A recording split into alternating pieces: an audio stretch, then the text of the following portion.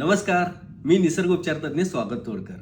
मी आपल्याला आज थंडीच्या या सीझनमध्ये आपल्या त्वचेची काळजी कशी घ्यायची ते सांगणार आहे. थंडीमध्ये चेहऱ्यावरती रॅशेस येणे, पांढऱ्या रंगाचं रवाळ एक आवरण येतं चेहऱ्यावरती, तर हे आपल्याला नको असतं प्रत्येकाला. चेहरा ताजा टवटवीत दिसावा, त्वचाही टवटवीत दिसावी, किंबहुना ती निरोगी राहावी, यासाठी आता मी तुम्हाला सांगतोय. सीताफळ या दिवसामध्ये मिळतंय. सीताफळाचा गर काढायचं, त्याच्यात लोणी मिक्स करायचं आणि ते स्मॅश करून आपण फ्रीजला वगैरे लावून ठेवला तरी चालतंय. रोज सकाळी किंवा रात्री, आपण झोपण्यापूर्वी रात्री किंवा सकाळी उठल्यानंतर हे चेहऱ्याला, आपल्या हातांना, पायांना सगळीकडे लावा. याच्याबरोबर कसं होतं की हे जर समजा तुमच्या फुटलेल्या टाचांवरती लावला तर टाचाही फुटायच्या बंद होऊन जातात, कमी होऊन जातात.